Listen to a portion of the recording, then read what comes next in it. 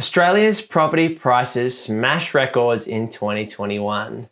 My name's Luke, welcome to my channel. I talk all things real estate, renovating and financial freedom. And we're going to take a look at a news article that wraps up the 2021 property market and the massive price growth we've had in the last year. Australia's property market has surged through a record-breaking 12 months as prices rose at the fastest year-on-year rate in history. Domain's end-of-year wrap for 2021 has revealed that in 2021, Aussie house prices rose an eye-watering 21.9%, the fastest annual rate of growth on record. Now that really shows that 2021 has been unprecedented, and it was a huge catch-up year from the last 2 years of growth that we were meant to have in the property market.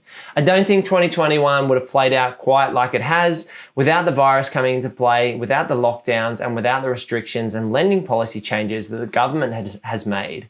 It's one of those things that people who were in the property market at the start of the 2021 year or late in 2020 have had a huge amount of price growth, massive amounts of equity, and that wealth effect has started to take place.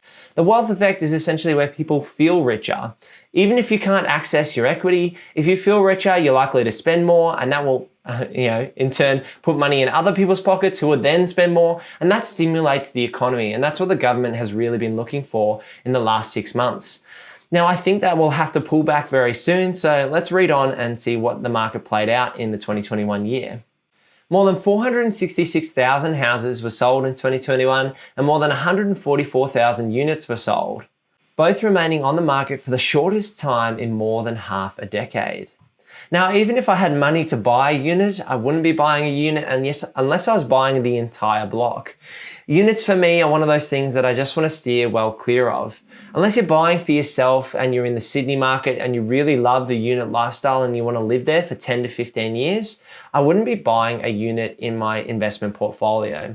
The reason is I think land value appreciates and buildings depreciate. So following the fundamentals, I would always be going for land value first and looking to buy a property maybe borderless, buy in Brisbane or Adelaide or Perth in a more affordable market if I couldn't afford to buy a house in the Melbourne or Sydney markets. Domain Chief of Research and Economics Dr. Nicola Powell said, 2021 will be remembered as the year that radically defined the way Australians use and prioritise what they want in their properties. The challenge of grappling with a global pandemic shifted buyer priorities, placing greater emphasis on space in which we reside. This spurred purchases and brought forward decisions, Dr. Powell said. Ultra-low home loan rates, government stimulus, rebounding economic conditions, returning expats, and improved household savings became the perfect combination of factors for extraordinary price growth and activity in 2021. Now, those are two really interesting points. I think the push for more space, working from home, is definitely granted. I don't think anyone wants to sit at their dining table every day and work from that space and then pack down and then have dinner on the table later that night. I think having a dedicated office space for yourself and your partner in your own home is really lovely. Whether it's just a little study nook, I think that's all you really need in terms of a setup space.